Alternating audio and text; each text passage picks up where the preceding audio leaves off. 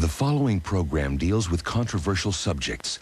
The theories, opinions, and beliefs expressed are not the only possible interpretation.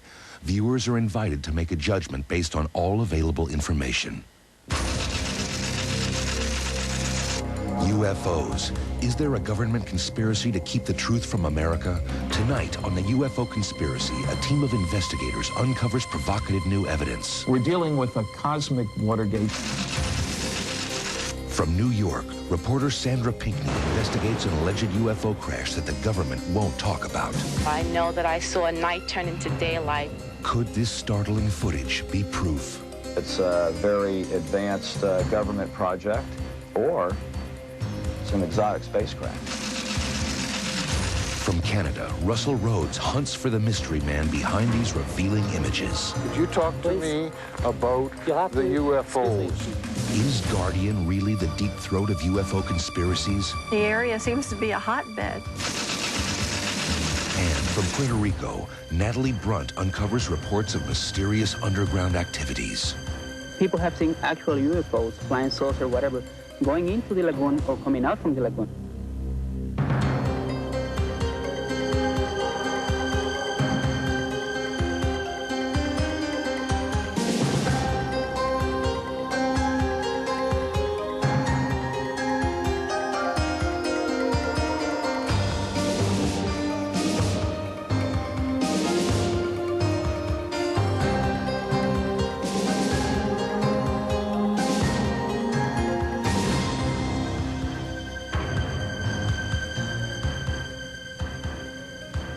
Welcome to Encounters. I'm John Marshall.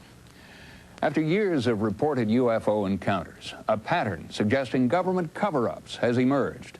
Tonight, an in-depth investigation into charges that our government maintains an agenda of disinformation and harassment aimed at UFO witnesses and researchers, citizens who believe they have the right to know what the government knows. I've undergone so much harassment, so much ridicule, so much torment. I don't want other people to have to go through this. And if they want to do anything with me, let them do it. They've took my health. They've ruined my life. So what else could they do? And that the two of them had been told by the military people that if they ever talked about this, not only would they be killed, but their family would be killed.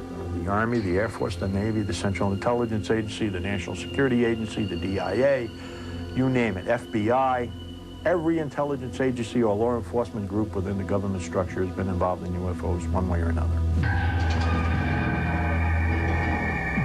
Anybody who says the United States government is not withholding information about flying saucers is simply either ignorant or intentionally lying, or both. Someone very high up is trying to keep a lid on the whole thing. Why would the government keep all this secret since World War II unless there's a damn good reason? These UFO researchers are convinced the pattern of cover-up started in July 1947 near Roswell, New Mexico. On that date, civilian reports of a UFO crash were actually confirmed by the military in this press release. But strangely, barely 24 hours later, that same military was denying that anything of an extraterrestrial nature had ever happened. That story set the tone for almost 47 years of massive misrepresentation and cover-up. We're dealing with a cosmic Watergate that continues to this day. And one of the many myths about this subject is that the Freedom of Information Act gives you access to anything you want.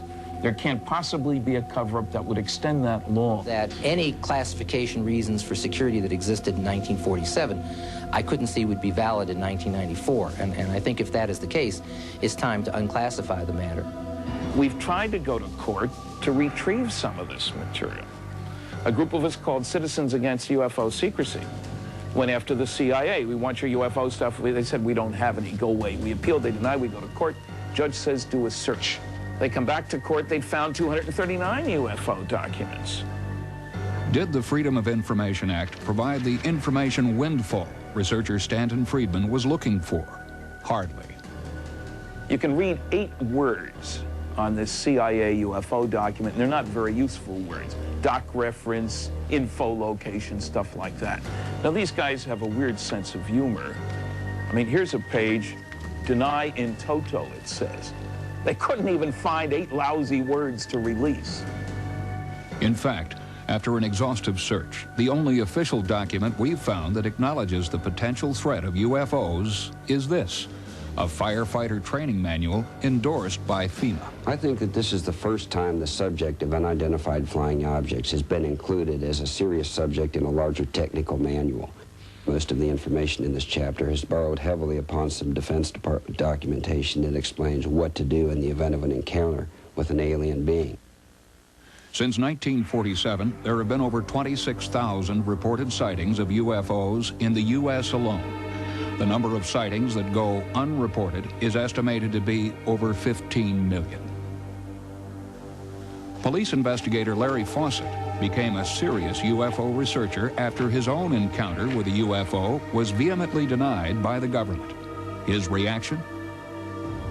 It changed my outlook on life really quite a bit. It was a dramatic change from somebody saying and believing there's no such things to saying, wow, you know, not only are these things real, but we're being lied to about it by the government. Well, I don't trust our United States government. And I don't mean to be short or ugly, but that's exactly the way I feel. And if they want to do anything with me, let them do it. They've took my health. They've ruined my life. So what else could they do? It happened on a trip through Texas in 1980. Betty Cash, her friend Vicki Landrum, and Vicki's son Colby all experienced something that has never been explained. There was a bright light, a metallic craft, and intense heat. We were literally burning up alive. My head was swollen. I had blisters all over my body from the top of my head to the bottom of my feet. I was so sick, I prayed to die. That's just how sick I was. All 3 were hospitalized with symptoms of radiation poisoning. The prognosis from Betty's doctor was not good. He called my daughter from Dallas, and he told her that he felt like she should come immediately.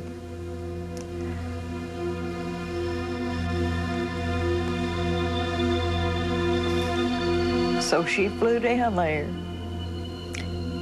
and the doctor, Colby and Vicki, and I don't know who else was in the room at the time, heard the doctor tell my children that he didn't see any way that I was going to pull through it. I'm sorry. Betty's case of cancer is now in remission. Just what really happened? To this day, the government denies any knowledge or involvement. But Betty believes otherwise. We drove to Bergstrom Air Force Base. They more or less laughed in our faces. Told us that they hadn't even heard anything about it. They knew nothing about it. But yet, when we walked in on this large conference table, there was a huge map. And they had a red, you know, these little red top pins. They had a little pin sticking in the identical spot. I believe that was the case right there, that they didn't want anybody to touch. But finally, someone in Washington may be listening. Congressman Stephen Schiff of New Mexico is responding to his constituents. He has launched a congressional effort to get to the bottom of government stonewalling about the Roswell incident. I couldn't begin to tell you why the Department of Defense has acted in this fashion. This is the first time that I can remember one agency simply referring me to another agency and washing their hands of the matter. And then in this particular case, the second agency, the National Archives, says they don't have anything. So this is beginning to look like a runaround, and I hope that's not the case, and I hope there's a valid explanation for what's going on. But at the moment, I tell you the truth, I'm baffled about it. There is an effort by the government to keep you away from what's happening here, okay? And that continues on today, and like I said, I object to that. We pay the tabs. The Constitution says we the people. It doesn't say we the CIA, we the NSA. It says we the people.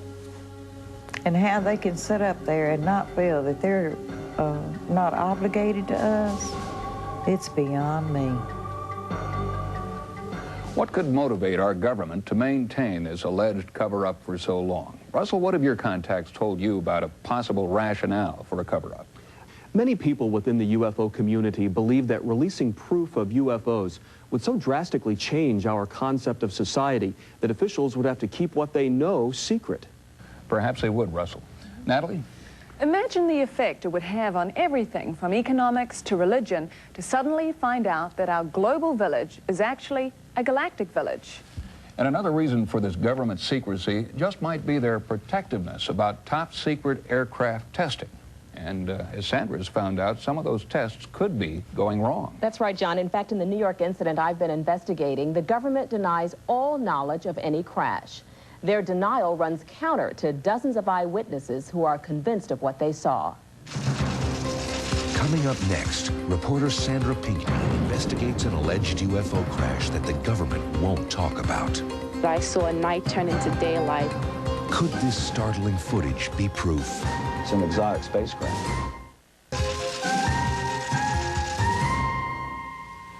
Encounters has been exploring reports of a UFO crash in Long Island, New York, that have the community there deeply divided. Investigating this sighting has been a study in sharp contrasts. On the one hand, no one in an official capacity will confirm anything ever happened. Yet sincere, credible people in that area swear that a UFO crashed in their local park. I know that I saw a night turn into daylight, so whatever it was very large and very strong, and nothing I'd ever experienced before. The police officer was describing to his desk sergeant that there was a trail of trees and telephone poles. He said that were all 8 to 10 feet high. He said, and there was a path going into the woods. That's why he thought perhaps something had crashed into the woods. Suffolk County police officer had come into the building asking to use a payphone. And he also seemed upset. He just said that there was some kind of UFO or something that flew over West Babylon and had headed east and crashed in South Haven Park. All of a sudden, the road was blocked off. I've never seen the fire department really block the road that heavily. And especially it was a strange time at night. And the other part that was curious was that there were no sirens going. It was going on for like 3 nights in a row. The helicopters and searchlights looking in the park. Something, I don't know what, crashed in South Haven that night. Our investigation began when we saw this videotape leaked by a government defense subcontractor who claimed it was shot at the site of the crash. I managed to get some fairly impressive video, what I firmly believe to be a downed extraterrestrial object. One of the first to publicize the alleged crash was South Shore press editor Rich King. One of the most important facts, especially in a story like this, is to find something on an official level that doesn't make a lot of sense. We've been doing the paper here for 10 years, and we know the patterns within the community. We know when the park opens, when it closes. And we did find out that, indeed, the county had closed the park for 4 to 5 days during that period in November. And that is atypical of the county to do that. In developing the information further, what we could ascertain was apparently the Brookhaven laboratory ended up responding to the call rather than a local community service. So suddenly this had the earmarks of something federal as opposed to local. Eyewitnesses say that the entrances to this park were closed shortly after the crash. They say they were stopped by roadblocks and they saw fire engines. But according to park officials and the Long Island Fire Department, it never happened. I had a chance to speak with South Haven Park Superintendent Bud Corwin, who's been living on site in the park for more than 20 years. There's speculation that a crash happened here in this park, November 24th, 7 o'clock. Do you know anything about it? Not a thing, not a thing. In fact, of course, very shortly after that, we were asked if we knew anything about it, or like people could come in and look, because as a group, that looks for UFOs and objects like this.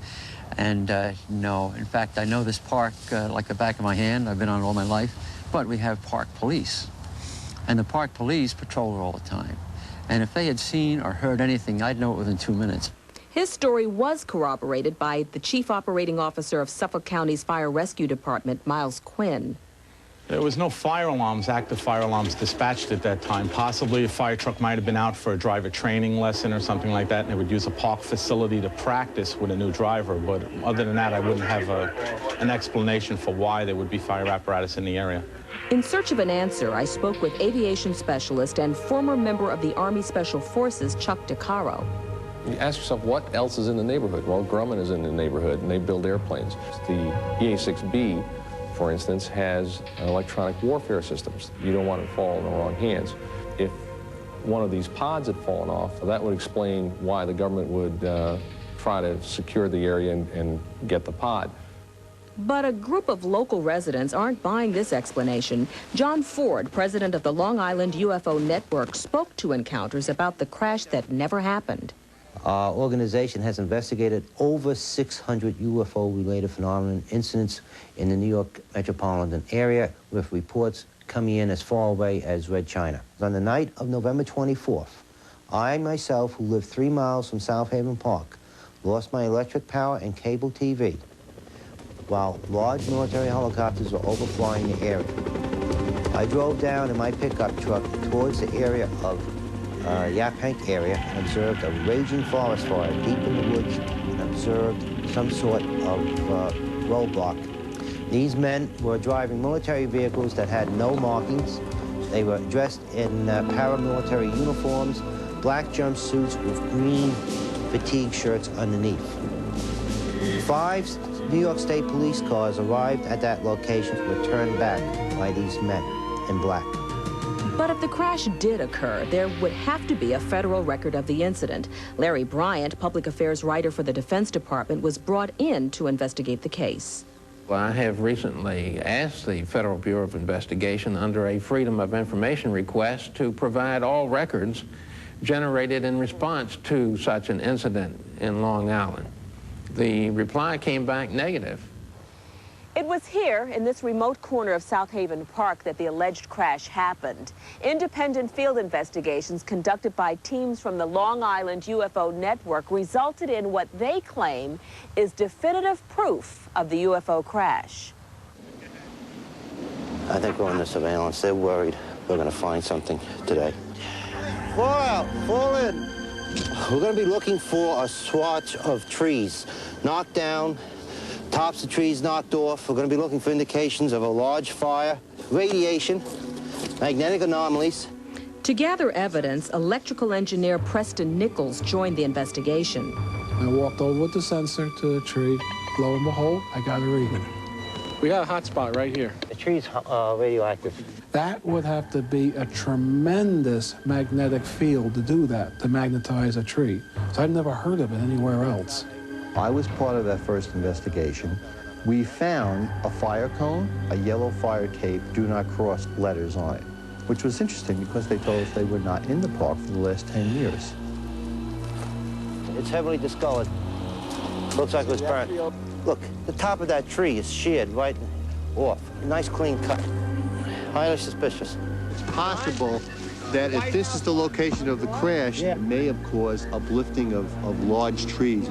If you look, there's a certain area here that we found, there's 3 gigantic trees absolutely uprooted, falling in different directions, as if something may have taken them out.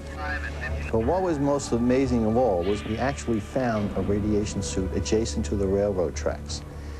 This we found very puzzling, because we know that people from Brookhaven National Laboratories wear suits similar to this, and we have witnesses that people with white radiation suits were actually in the park that night.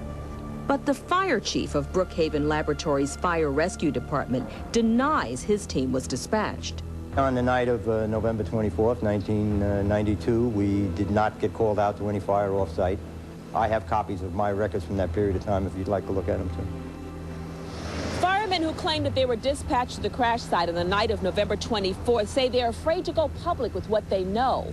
One apparently has been relocated to another state. Another says he fears for his job and his family. Yet, County Fire Dispatcher Miles Quinn vehemently denies that anyone from his department was dispatched on the night in question.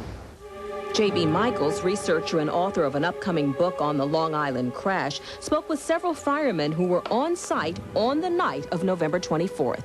Several of the people that I talked to were terrified. They weren't just afraid, they were terrified.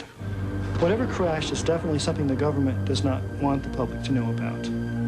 If it came out that I spoke about this, I would be in a life-threatening situation because it would fall into the realm of national security. And at that point, they have the option of terminating me. Computer and video expert Jim Dilettoso analyzed the video for encounters using a variety of scientific databases. In spectrum analysis, you burn a material and you look at its chemical composition. There are also databases principally used by firemen. When they arrive at a scene, they can videotape flames and fire, compare it to a database, and know if it's wood or oil or plastic. This is a metal that is burning at high temperature. It didn't fit the normal characteristics of fire that would be in this electro-optical database. I believe it's a very advanced government project that for the safety of the people in the area, the events that happened are masked, or it's an exotic spacecraft. We may never know what happened on the night of November 24th, 1992. It's possible that further research could lead to a definitive answer. And as far as citizens of Long Island are concerned, the truth will eventually come out. Congress, executive branch, if you're listening to this message, it's time to stop the cover-up, to tell the people what the government knows and when it knew it about UFO reality.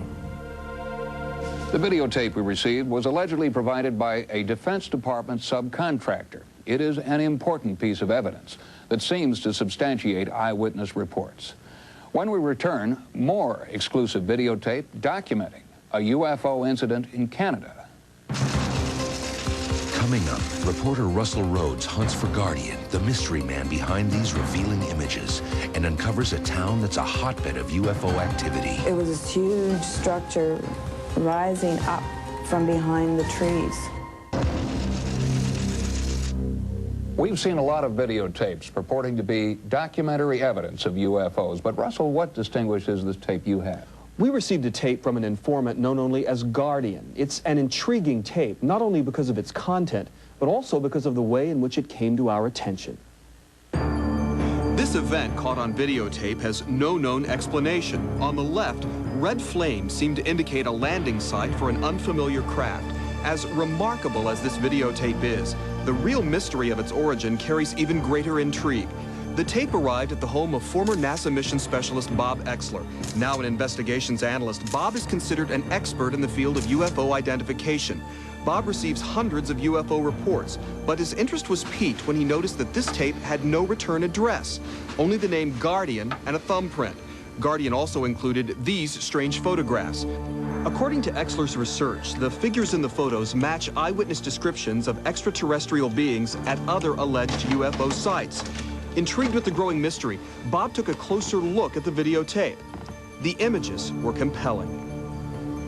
I clearly got the impression that this was a real event happening in a field somewhere, as opposed to some kind of an orchestrated hoax of a model. It certainly was not a simple hoax. If it was a hoax involved, this was something of a very extraordinary, elaborate event.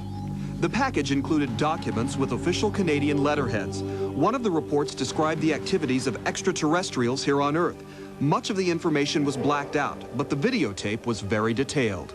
There at least was enough information in the videotape to begin to conduct an investigation, as well as conduct a thorough video analysis.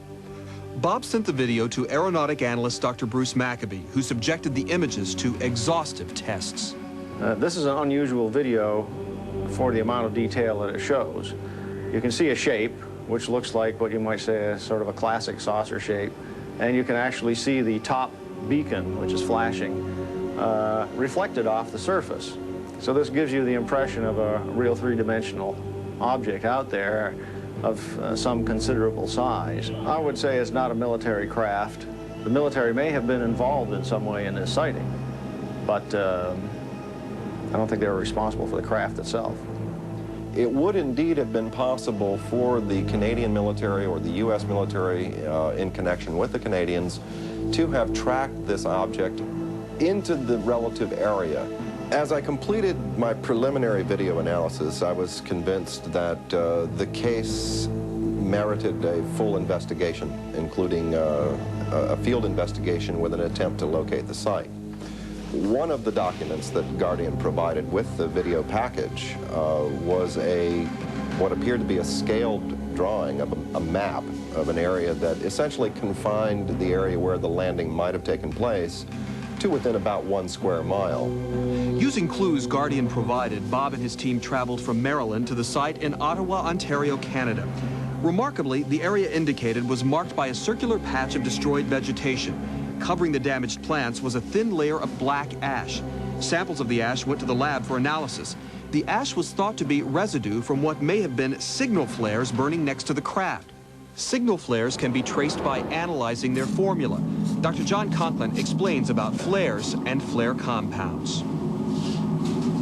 I've prepared a standard red flare composition, which is based on strontium nitrate as the color donating source to the flame. We just burned 3 or 4 grams of a composition. The flames in the video would have had to have been several pounds of composition and would have left significant amounts, ounces and ounces of residue in the immediate vicinity of where the flame burned. We were unable to find even trace amounts of strontium, and that, again, puts another nail in the coffin against this being a military, human-type operation. At this point, Bob's investigation came to a standstill. Guardian's identity was still a mystery. That's when I arranged to meet him in Ottawa and assist in the investigation. Several months had passed and the outside temperature had dropped to 40 degrees below zero. But Guardian's trail was still warm. As the crew readied our Jet Ranger executive, I wondered who Guardian would turn out to be. He appeared to be working from the inside. Could he be a government informant trying to make the public aware of what the military wants to keep secret? Bob instructed me to meet him in Carp, a small city 30 miles outside of Ottawa. From there, Bob directed the helicopter pilot to the field he believed was the UFO's landing site. Even though it was covered in snow, Bob was able to give me a good idea of the grand scale of this event. What is this Guardian doing to the community here?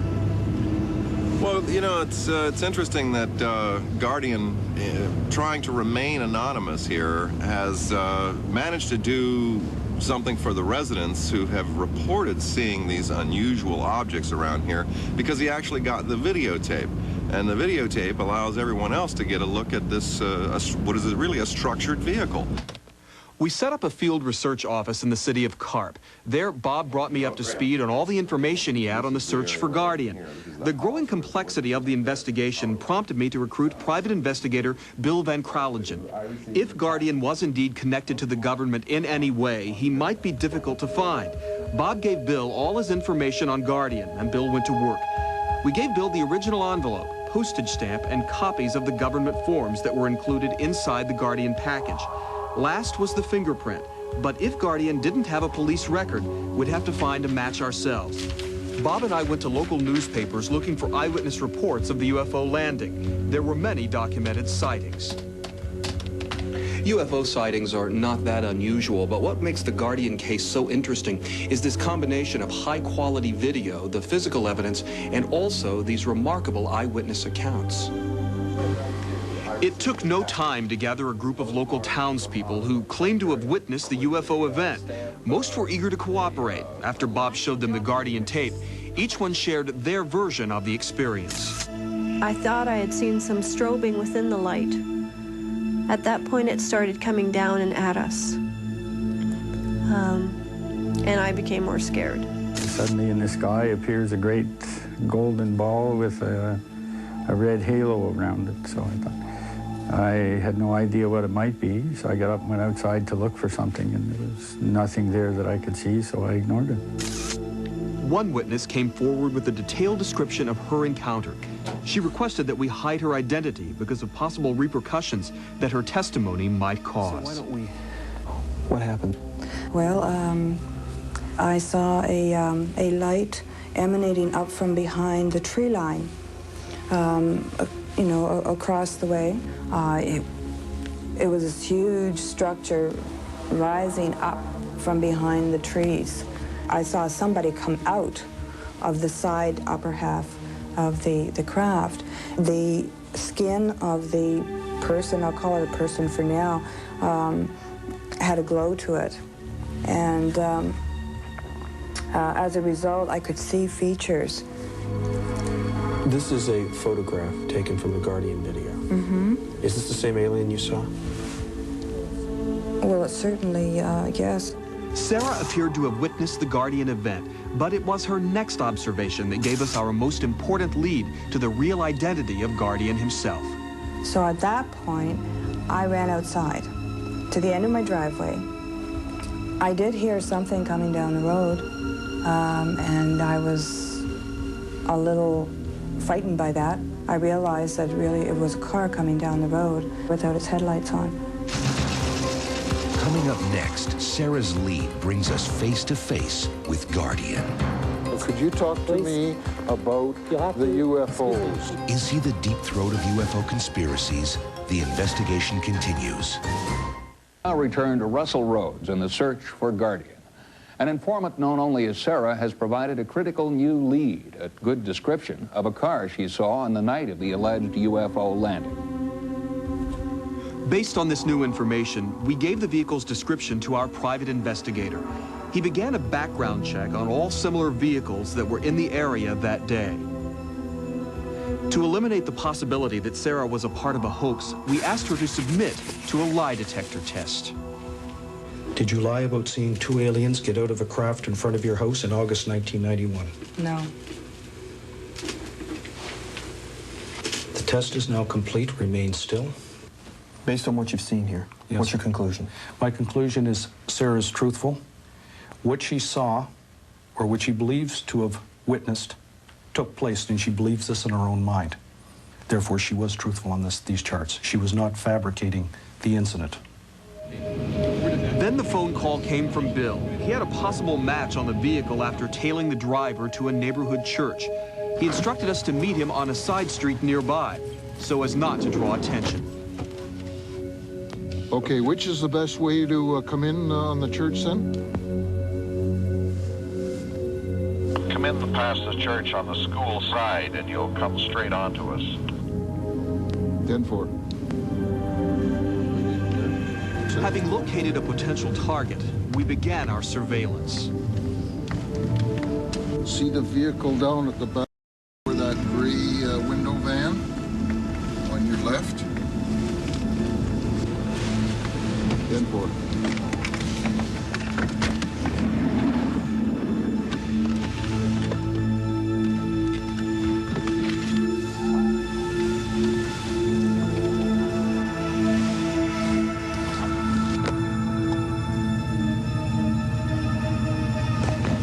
In our primary inspection, we noticed fingerprints on the handle of the door. This could be the link to the true identity of Guardian. If these prints matched his mysterious thumbprint, we would have found the car belonging to Guardian.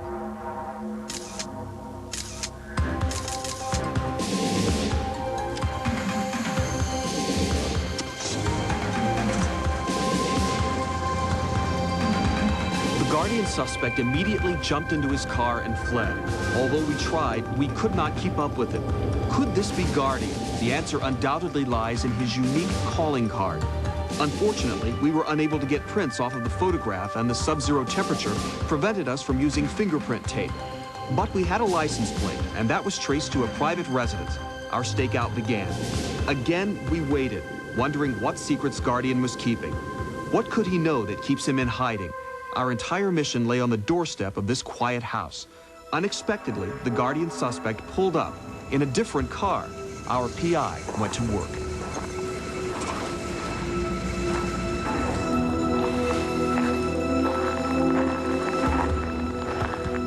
Hi. Yes. Pleased to meet you. My name is Bill Van Krolingen. Could you talk to me about... Just a moment, please. Could you talk to me about the UFOs? Just a moment, please, if you don't mind. I'll put this away and I'll be right back. Could you talk to me about Guardian? Could you talk to me? The man we believed to be Guardian refused to speak to him. Almost in a panic, he raced off on foot. Bill attempted to follow.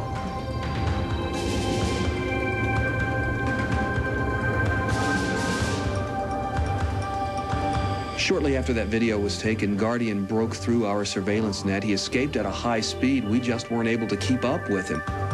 Why is Guardian so afraid to reveal his identity? As long as he remains anonymous, we can't know what secrets he is keeping about UFO activity in his community of Carp, Ontario. The area seems to be a hotbed. No one seems to know why. But there have been sightings, you know, constantly for the last few years, and it seems to be escalating.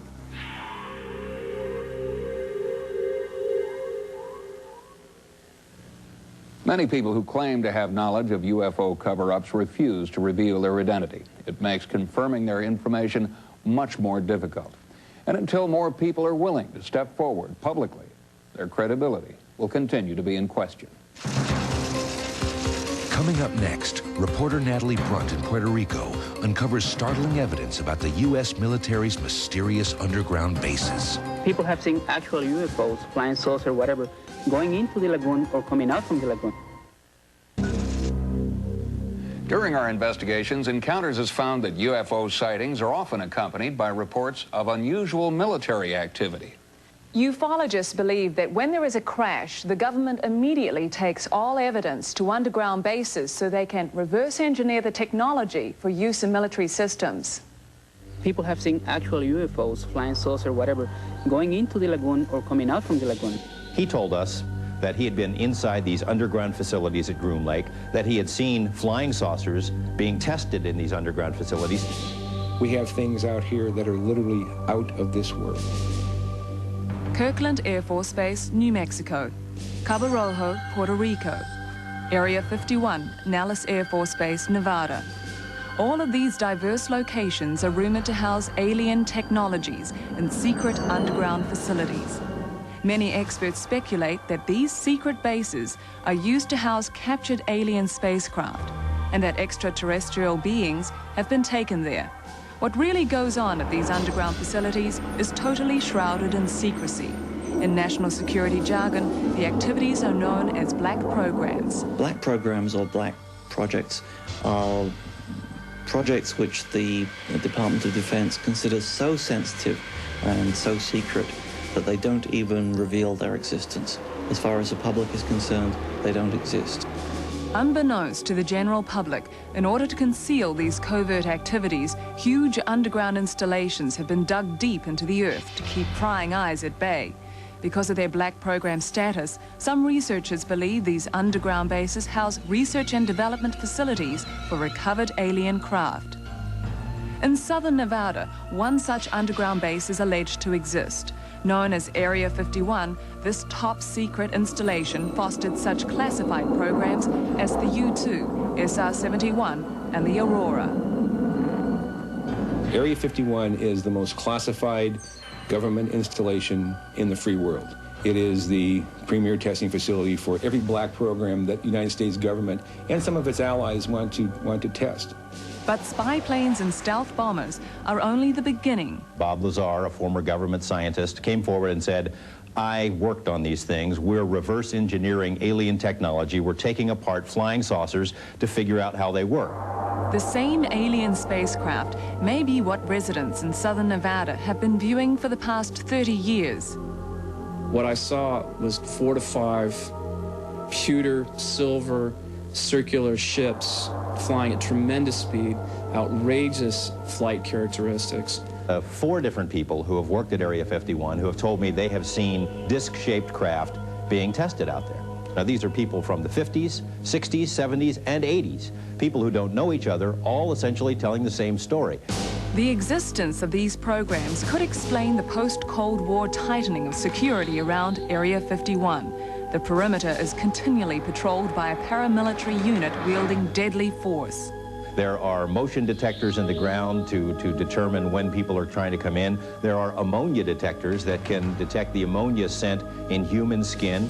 There are planes, there are helicopters, there are guided missiles. They could shoot you right now, drag your body in there, and there isn't a law enforcement agency in this country that can go and retrieve your body. Our research also indicates that the government has expanded activities to bases outside the continental U.S. On the Caribbean island of Puerto Rico, a myriad of UFO activity has flourished since 1987. Most of it has been centered here at the Laguna Cartagena outside Cabo Rojo. Although there have been thousands of witness sightings, the local authorities and the U.S. government continue to ignore the reports, fueling the belief of many residents here that a cover-up, perhaps even a conspiracy, exists. Jorge Martin, a leading editor and investigator, has been researching the UFO phenomenon in Puerto Rico for 20 years. What he has uncovered near this picturesque lagoon has led him to some startling conclusions. Are you suggesting that there is some kind of underground base beneath the lagoon or this area? There's something very important going on here. Something is down there, maybe some type of alien facility that has been there for many years. People have seen actual UFOs, flying saucer, whatever, going into the lagoon or coming out from the lagoon. We saw the wall of the lagoon illuminate, and in the dark, something emerging from the water. Mr. Carday, you were out fishing one morning. Can you tell me what you saw? It's 5:45 in the morning. I see in the water the bubbles. A minute later, I see the flying up that go out the water, and it stays 20 seconds in the air. After this, I take my camera and take the picture. In analyzing Mr. Carday's photograph, there's no evidence of a hoax. It doesn't appear as though it was a mistake in the film lab, but there's nothing that has edges on it that we can test with a computer.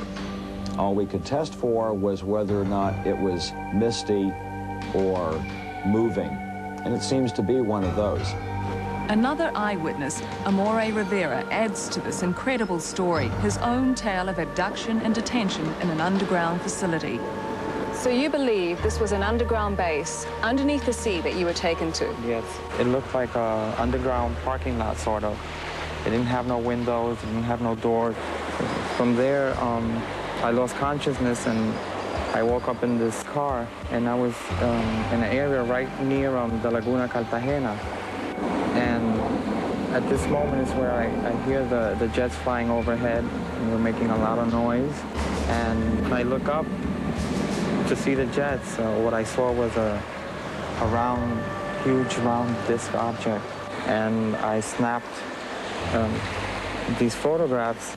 We found in this photograph, looking at the edges, looking at light reflectivity, the angles, the proportions, indicate that this is a flying jet in pursuit of or flying around a disc-shaped object. I think that what the witness reported is what happened. Coincidentally, at the time of these sightings, the government began seizing large quantities of surrounding public land, effectively ending further private investigation. There are indications that this seizure agenda is going on near the sites of other underground bases. What is the government's motive? What if all of us in the world discovered that we were threatened by a power from outer space?